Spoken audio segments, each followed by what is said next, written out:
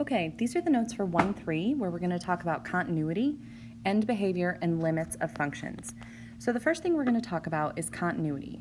So continuity is talking about the way that a graph can be drawn, the way that a graph can be drawn without ever having to pick up your pencil.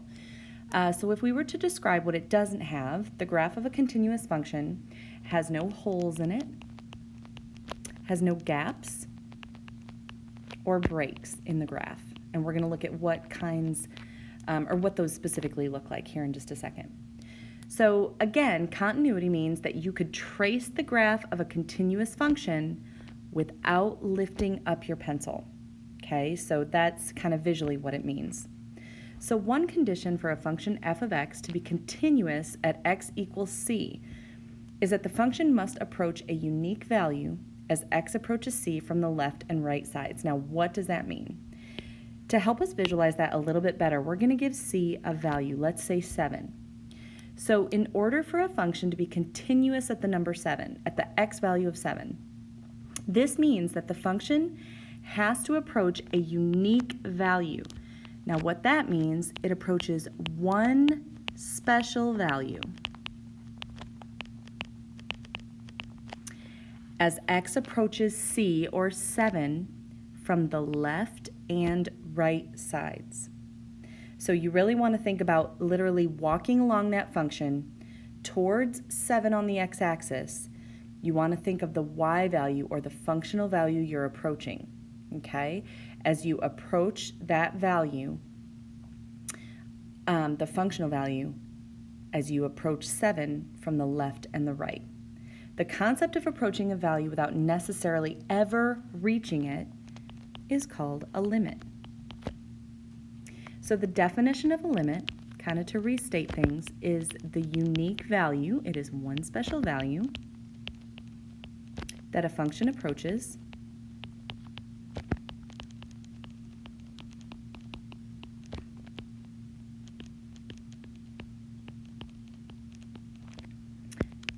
as x values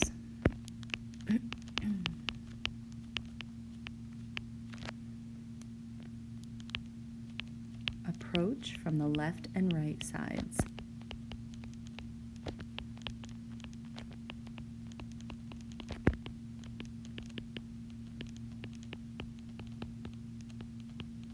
Okay, so the symbol for limit is just the first 3 letters, LIM, and then you would have x approaching that number c, which in our case, we're kind of thinking about the number 7, okay, secretly, and the limit of x approaching c of f of x.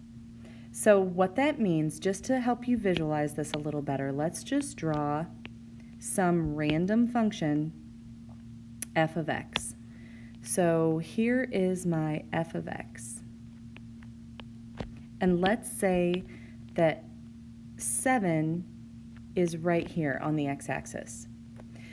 So as we take a closer look about what a limit really is, think about 2 people walking along this function coming towards 7 on the x-axis. So let's say Susie is on the function and she's walking to the right along the function towards 7. And then Jenny is on the function over here and she's walking towards 7 following the function as well. So Susie is approaching from the left, Jenny's approaching from the right. They're both heading towards 7 on the x-axis. The limit is the value they're approaching. Okay, so let's say when they get there, this functional value, let's say it's 2. So the limit as x approaches 7 of that function f of x, that green function f of x, would be 2. Hopefully that helps you understand a little bit the concept of a limit. It is new. It's not necessarily the value of the function. Although here it is. The value of the function at 7 is 2. But as we're going to see here in a minute, when something is discontinuous, that's only sometimes true.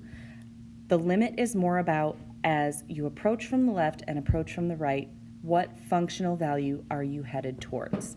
Okay. And again, there's the symbol LIM, and then you have x approaching c. So that's a continuous function. And just a little foreshadowing, continuous functions are going to be your polynomials.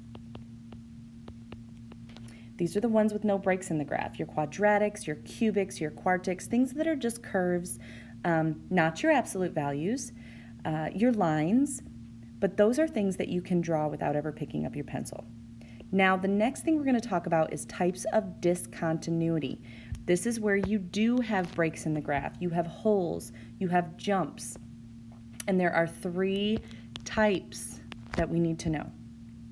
So the first type is infinite discontinuity at x equals c.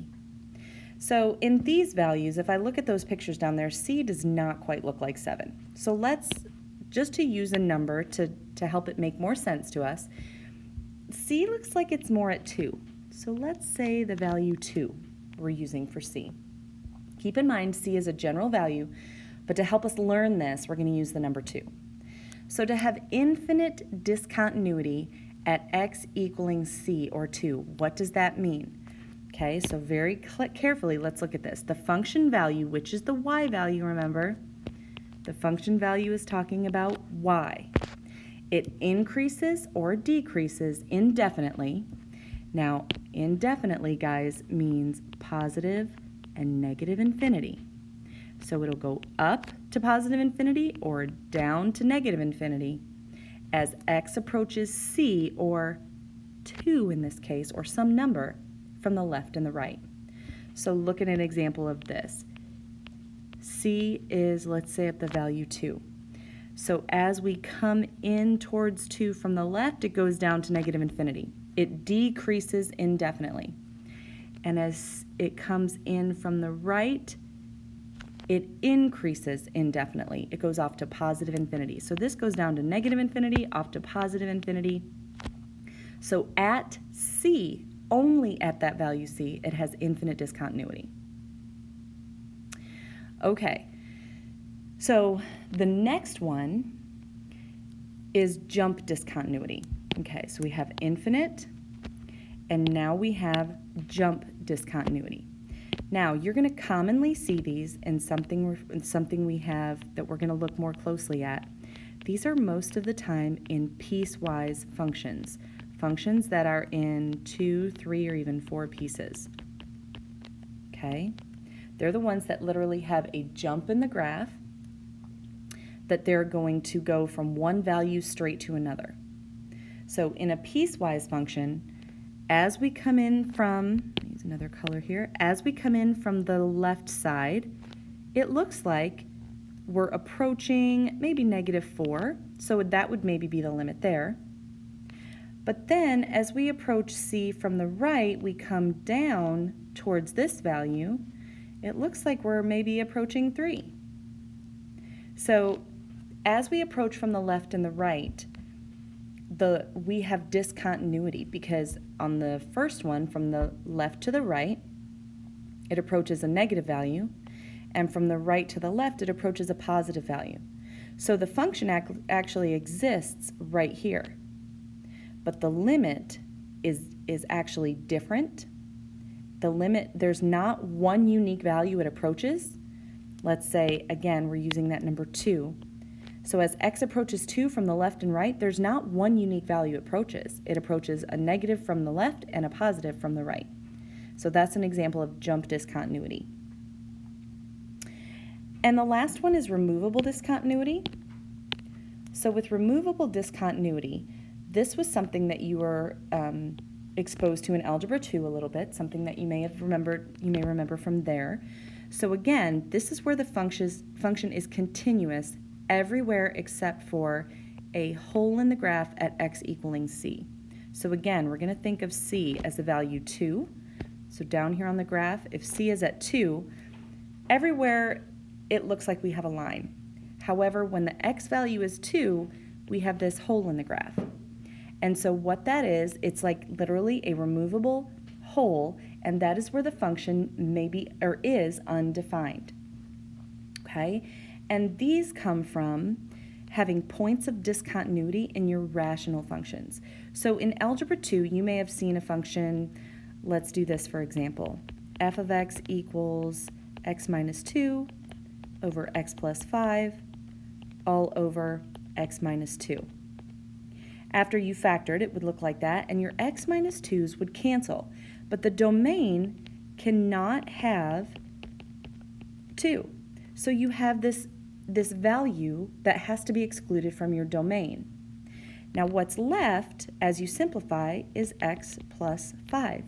So 99% of the place, it looks like it's a line. However, there's this hole in the graph. There's one, what we call point of discontinuity.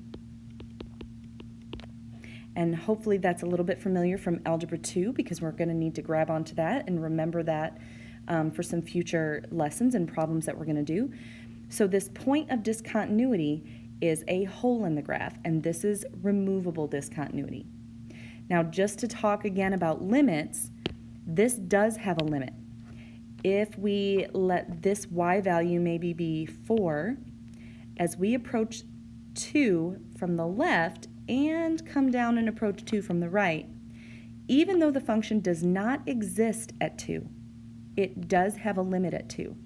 And we would say in this case, the limit as x approaches 2, or c, of f of x would be 4. Because even though it doesn't exist, again, they approach the same position. Okay, so those are your 3 types of discontinuity, and we want to be able to recognize what types each of them are and be able to name them. Okay, and this next note right here, this kind of drives home what I was talking about. Whether or not f of x exists at that point really has no bearing on the existence of a limit, okay? Because in the second picture, the jump discontinuity, there was not a limit at 2, even though it existed. And in example number 3, it didn't exist at 2, but there was a limit. So whether or not the function exists at c has no bearing really on the limit. It's about approaching it from the left and the right. Okay, so just to name some of these in a little more specific manner or categorize them, infinite and jump discontinuity. So the first 2 that we talked about right here, infinite and jump, these are called non-removable discontinuities. Non-removable.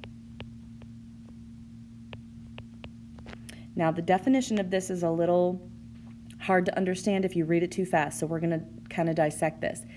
These discontinuities, so in other words, infinite and jump discontinuities, they can't be eliminated by redefining the function at that point. Just like we're talking about what we did right here. We eliminated the x minus 2. We eliminated that 2 and we redefined the function to be x plus 5. That happens with removable. But that does not happen in the first 2, in non-removable, since the function approaches different values from the left and right sides. So as you notice in the 2 non-removable, in the infinite and the jump, they approached different values from the left and the right. It does not approach a single value. Instead, it is increasing or decreasing indefinitely. Okay, so let's start to look at an example. The first example talks about determining continuity, and this is a test that you do need to know how to do. If you look in the work of some other worked out solutions manuals, you're going to see them do more than we actually need you to do, so we're going to shorten this down for you a little bit, which is good news for you. Okay, so determine whether f of x equaling 2x squared minus 3x minus 1 is continuous at x equals 2. So the first thing we want to do, step number 1, is to check for existence.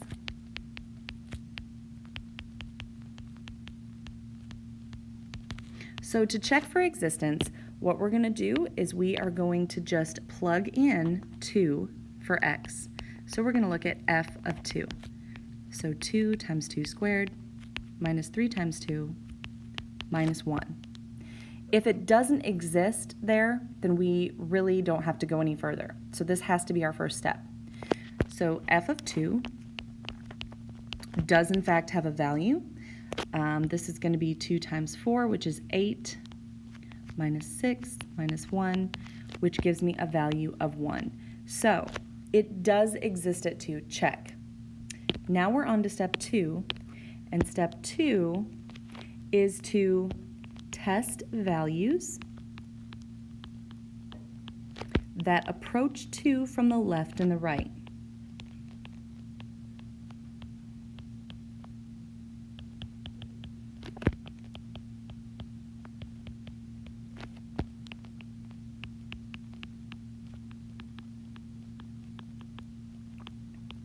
So what that means is we are going to substitute again, but what we're going to substitute are values that are, if we look at 2 on the number line, we're going to test values that are a little bit above it. So I'm actually going to maybe test the value 1.9, and then I'm going to test a value a little bit above it, maybe 2.01. And what I want to make sure of is that these values are very close to the functional value I got at 2, which was 1. So as I try first f of 2.01, you're going to go to your calculator and you're going to plug that in. So you're going to do 2 times 2.01 squared. And then you're going to subtract 3 times 2.01. And then subtract 1.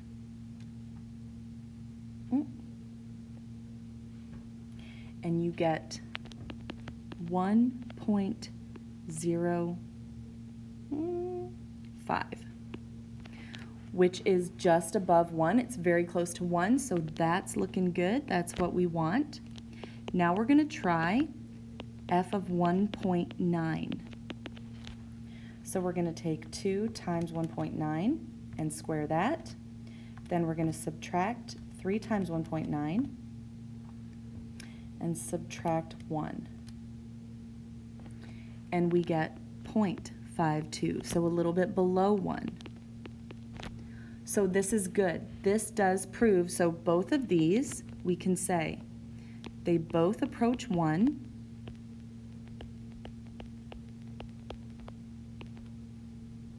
So, yes, f of x is continuous at 2 because it exists at 2, it has the value 1, and then before and after 2, it's still very, very close to 1. It does not go off to infinity or negative infinity. It does not jump to another location, and it exists, so we know we don't have a hole in the graph. Okay, so example 2. Now we're going to determine again whether each function is continuous at the given x values, but if discontinuous, we're going to identify the type of discontinuity that it has: infinite, jump, or removable. Now, I will tell you, you have seen these types of functions before in Algebra 2, and I know you may be a little rusty, so that's okay. If you have to use your calculator to graph these and look at them, that's okay. But I really want to encourage you to try to remember what these look like without drawing the graph, because you eventually will be asked to really know and understand what these functions look like without a graphing calculator. And again, you have seen them before, but it's been a while. So let's look at the first one. Determine whether it's continuous. So we're going to take f of x equaling 1 over x minus 1 at the value x equaling 1. So f of 1 equaling 1 over 1 minus 1 gives me 1 over 0, which is undefined. Therefore, that's what those 3 dots mean. It is discontinuous at the value 1. So now that we know it's discontinuous, our next step is to determine what type of discontinuity it has. If you remember what this graph looks like, and you may not, just up here, 1 over x, you had that parent function in Algebra 2. It was a graph that did this. Okay, that was your 1 over x function. So if you have 1 over x minus 1, you're going to have that graph shifted horizontally 1 unit to the right. If you stop and think about that, that is a horizontal shift 1 unit to the right because it's acting directly on the x variable, and horizontal movements are opposite of what they seem. So if we quickly sketch this, the vertical asymptote used to be at 0 because 0 would make that function undefined. Now 1 is going to make that function undefined, and here is that function. And you could see this in your graphing calculator, or you may remember it, okay? So one other thing that you did, well, you did several other things in Algebra 2, but regarding this, you also talked about that when the denominator is 0, the value that makes it 0 is your vertical asymptote. You have a vertical asymptote at x equaling 1. When it doesn't cancel, when it stays there after being simplified, that is the vertical asymptote. So now, as we look at that, we see that we have infinite discontinuity at 1.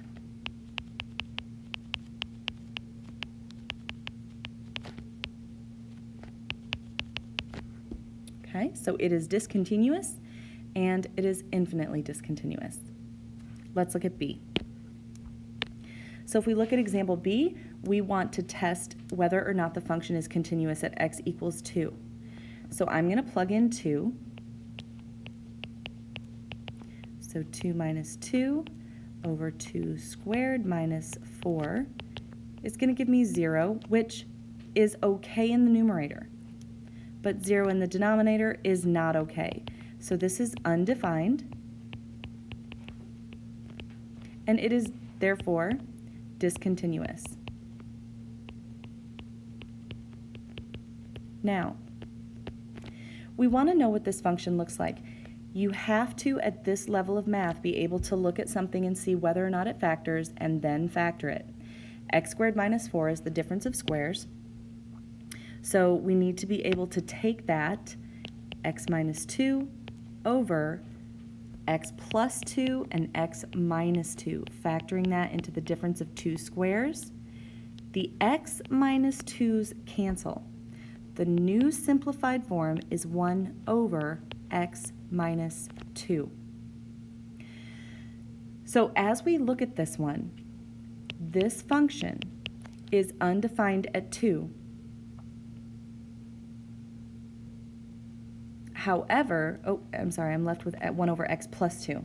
The x minus 2 canceled. I'm left with 1 over x plus 2. So if we look back at this third example I showed you, this, when we had the factors cancel, the binomial factors cancel in the numerator and the denominator, right here, this was when we had a point of discontinuity, a hole in the graph. The end result, x plus 5, did not look like it had anything that would give it discontinuity. It was just a line, but the original function did have that x minus 2, so there was a hole in the graph. So likewise, this function will also have a hole in the graph at 2. But now if you look at what this function does, the resulting function is 1 over x plus 2. So this is going to have a vertical asymptote at x equals negative 2. That's what makes that denominator undefined still after it is simplified. So at negative 2, it's going to have infinite discontinuity, but we're not concerned with that. We want x equaling 2. We want to know what happens there. And at x equaling 2, there is a hole in the graph. It is a point of discontinuity.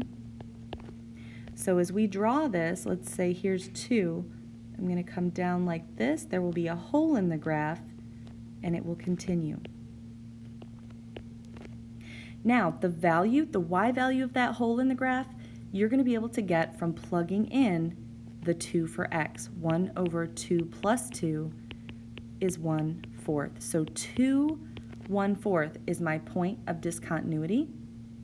And this one then, because it's a point of discontinuity, is removable discontinuity.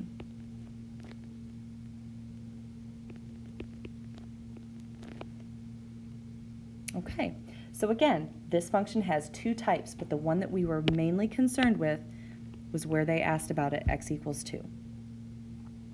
Okay, we're going to take a break from continuity for a minute, and we're going to look at a little something different. This is called the intermediate value theorem.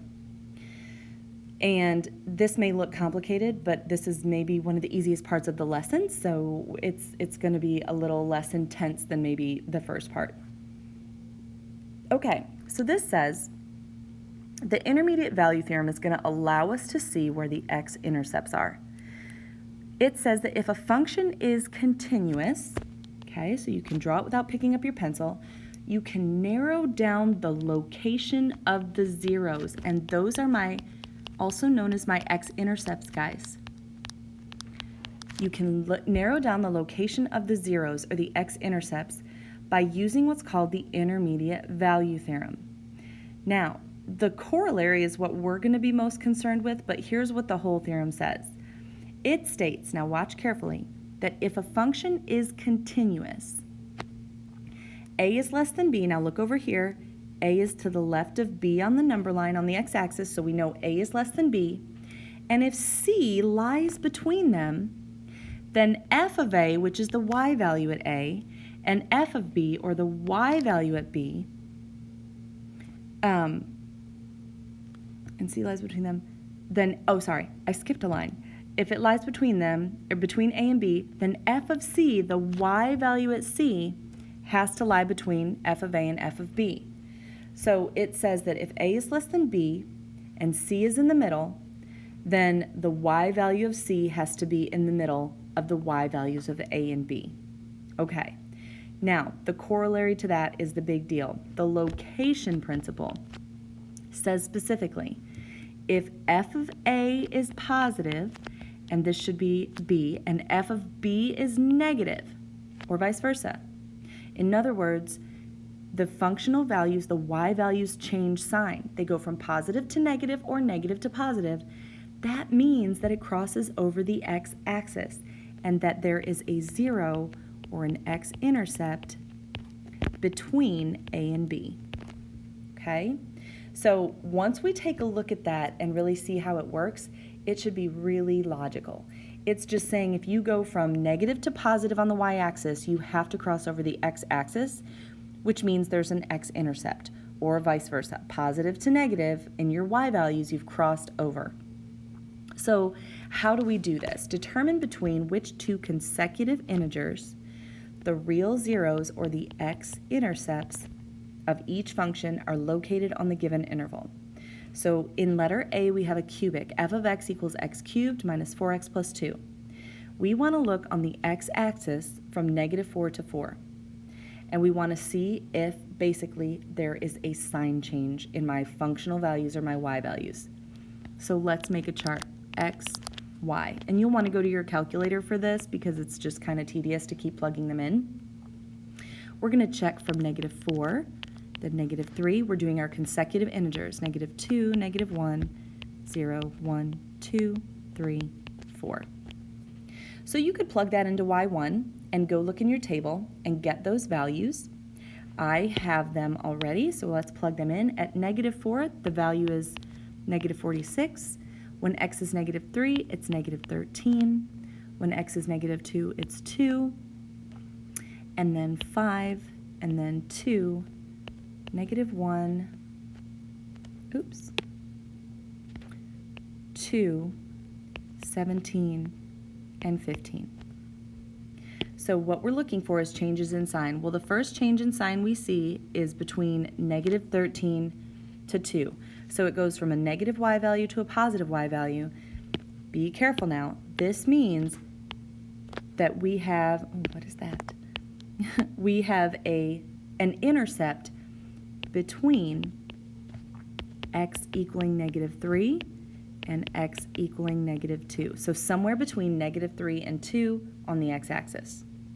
Then as we continue to look down, we have another sign change right here from 2 to negative 1. So that means between 0 and 1, x equaling 0 and x equaling 1, there's another x-intercept. And then we have one more sign change from negative 1 to 2, And that tells me that between 1 and 2, there's another intercept.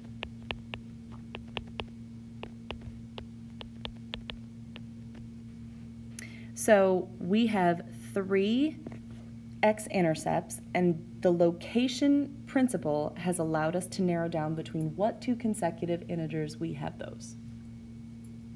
Okay, so I would like for you to try letter B on your own, see if you can get that.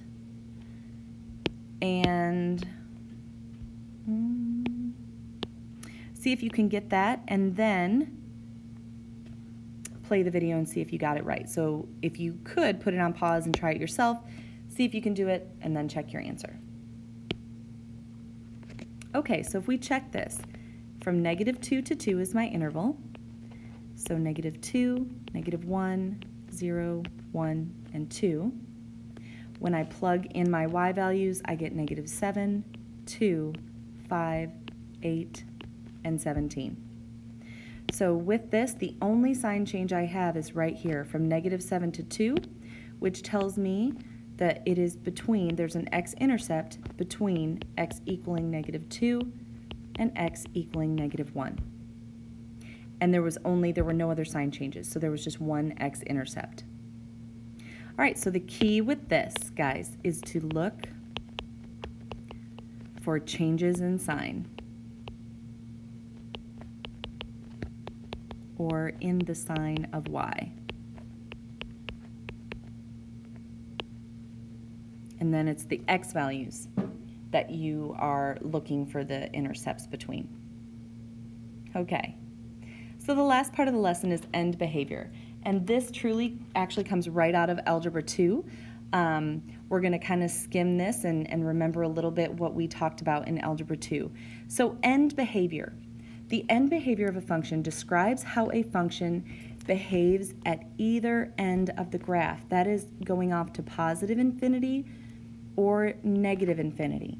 Those are the ends of the graph. And this is as x increases or decreases without bound. Okay?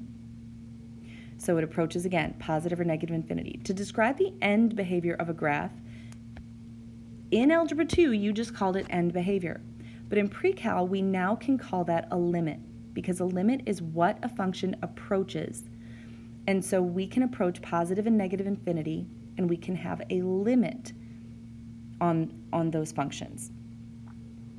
So if we just kind of draw a random graph, let's look at left and right end behavior.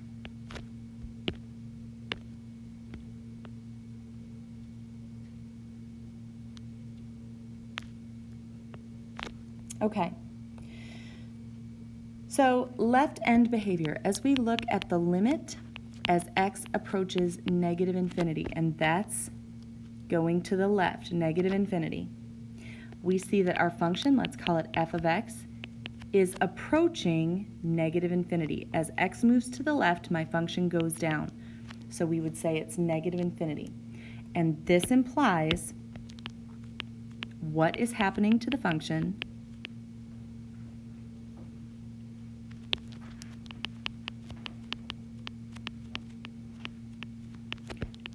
as x approaches negative infinity. Then we have right end behavior. So right end behavior is going to be the limit as x approaches positive infinity. And if you look at this function as we approach it, as we leave to the right of it, we can see that it kind of levels off right there by the x-axis. So we're going to say that the limit is 0. So the limit as x approaches infinity of f of x is 0. And so again, this is what is happening to the function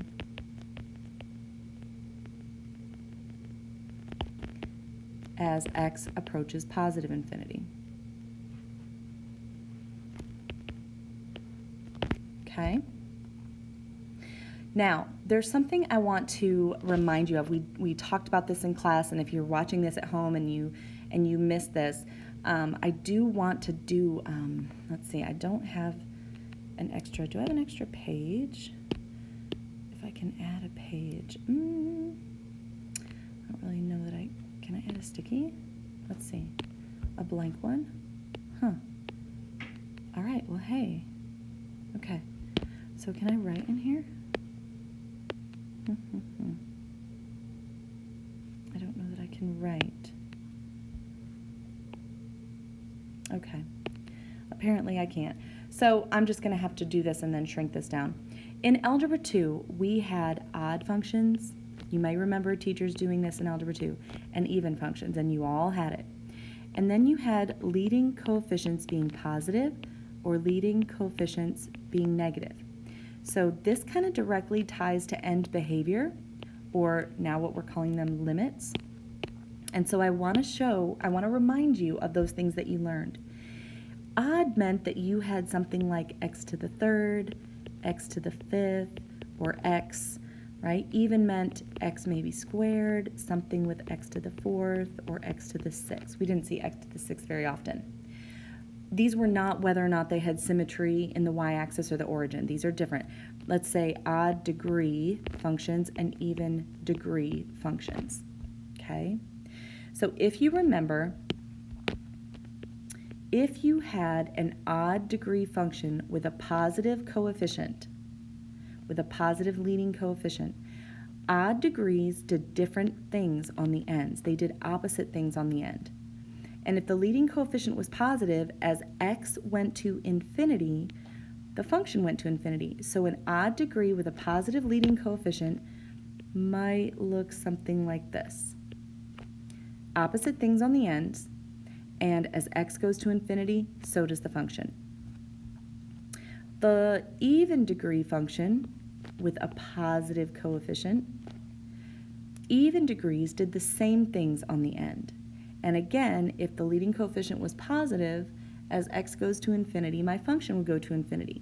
So these functions may do the same, they would do the same things on the end, like a quadratic. Then there were the leading coefficients being negative with an odd degree. Again, the signs are different, odd degree, the ends are doing different things. So on one end it's going to positive infinity, on the other end it's going to negative infinity, and to determine which way's which, you look at the leading coefficient.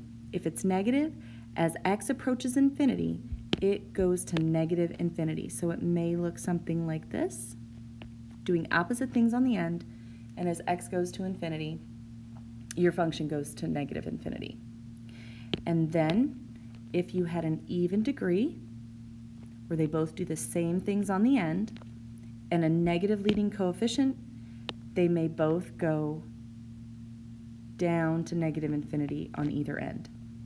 So that's a little chart that I think you all had some form of in Algebra 2 to remind you about what you studied about end behavior, because it kind of confirms some things that we're about to look at and hopefully rings a bell. So I'm going to shrink this down a little bit and give me room for this problem. Okay, and kind of get that out of the way. Okay. So let's look at example 4. Use the graph of the function below to describe its end behavior. So first it says to just look at the graph. Use the graph. So let's do that. If we look at the graph and describe its end behavior, I can see that the limit as x is approaching negative infinity of f of x, if I get on this function and I head to the left, my function is going to negative infinity. So that's the limit. As x approaches negative infinity, my function goes to negative infinity. And then the limit, the other end, the limit as x goes to infinity of f of x. Well, if I jump on that function and I move to the right, it's also going to negative infinity. So looking at the graph, we can see that. Now, to support the conjecture numerically, this is not critical as far as what you'll need to do on a test or a quiz, but honestly, guys, it helps to understand if you understand really what's going on. So what I did, I took a couple of x values. Since we're approaching negative and positive infinity, I took a couple of huge x values, or one huge x value and one really small x value, negative 10,000 and positive 10,000. So this would the negative 10,000 kind of is representative of us going to negative infinity. And positive 10,000 is us looking at going to positive infinity. It's really huge. When you check this on your calculator and you look at the value of negative 10,000, and if you're not sure how to do that, ask me. Otherwise, I'm going to assume that you can do that. You actually get the same thing for both. Negative 1 times 10 to the 16th power. That's a negative 1 with 16 zeros. That is an extremely small number. And that's what we wanted. We said that it went to negative infinity. When you plug in 10,000, you get the same exact thing. And so again, they're both going off to negative infinity, so we wanted two small numbers for both of them. And that's what we got. So that's just our support. Okay, let's look at example 5. So example 5 says to use a graph of f of x equaling x plus 2 over x squared minus x minus 2 to describe its end behavior. So we're going to look at the graph. And if we look at the graph, we're going to look at the limit as x approaches negative infinity of f of x, or y, I guess, and the limit on the other end, x approaching infinity. And we're going to call this f of x. Okay, so as I go to these functions, and let's first go to negative infinity. I'm moving towards negative infinity. Now I dip below that x-axis just a little bit, but then you can see it's just going to hover right there with a limit of 0. The end behavior will be 0. It's approaching 0. Almost looks like it has that horizontal asymptote right there, which it probably does. Then the limit as x approaches infinity, as we go this way, it looks again like it's just going to stay right there at 0. So whether I go to positive or negative infinity, it looks like my value is going to be right there at 0. That's what I'm saying the limit is. So to just support this, I did the same thing. I plugged in negative 10,000 and 10,000. And when I looked at the y values, I got the same thing again. Negative 1 times 10 to the negative 4th and negative 1 times 10 to the negative 4th. That is really negative 0.0001. So that is approximately 0, which is what we said our limit was. And that's what we wanted. Okay. Now the last part, we've done all the new stuff. We're going to do an application. And this application is related to physics. So as we take a look at this, at just first glance, I think it's kind of interesting on this one. There are no numbers, so that's kind of funny. And you kind of think, what the heck? This is a math problem with no numbers. But now that we have limits and we're talking about concepts, we can absolutely do this. So let's take a look. Gravitational potential energy of an object is given by this function. I'm going to rewrite it down here. U of r, so that's potential energy, and it's based on or dependent on r. It equals negative g, lowercase m sub e, over r. G is Newton's gravitational constant, so G is a constant. Now we know if it's in meters, which it probably is, it's 9.8, okay? But the big thing is it's constant. M is the mass of the object, which is also going to be constant. It's not going to change. We'll look at what's changing here in just a minute. M sub e is the mass of the Earth. That's also constant. So if you look, all three things on the top, all three of those variables are constants. They're just numbers. R, now, R is the distance from the object to the center of the Earth. And it wants to know what happens to the gravitational potential energy, what happens to U of R of the object as it moves farther and farther from Earth. So as it moves farther and farther, R is not a constant. Let's say this instead. R is changing. It's moving farther and farther away. So what we can use here is the concept of a limit. And let's go ahead. Oh, okay, so we want to know, let's see, I want to write this down. So what is the limit as r approaches infinity, as this thing heads towards outer space. That's really what we're looking for. So just throwing some numbers in here to represent a constant, negative, let's use 9.8 for the gravitational constant. The mass of the object, let's use the number 3. Again, it's just a constant. And the mass of the Earth, let's just use 1,000, okay? Now, r is what we don't know. So what we have is a constant value over something that's changing. So really, the limit as r approaches infinity of u of r, that function, is going to approach what? Now, if you think about it, if you leave the top constant and the bottom gets very, very big, for example, think about going from 1/2 to 1/4 to 1/8 to 1/16 to 1/32. As that top stays constant and the bottom continues to get bigger, you are heading towards the number 0. Okay, so that would be the limit. Now, it's never going to equal 0. You cannot plug 0 in for r. That is undefined. But the limit is 0, what it approaches as 0. So to truly answer this question, we can say that the potential energy will approach 0. Oops.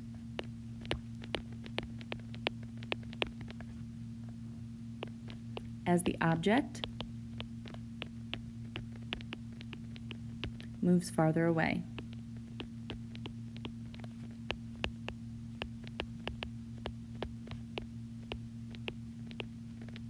Okay, so that's a good application for a limit and how it can really help to understand concepts. All right, and that concludes 1-3.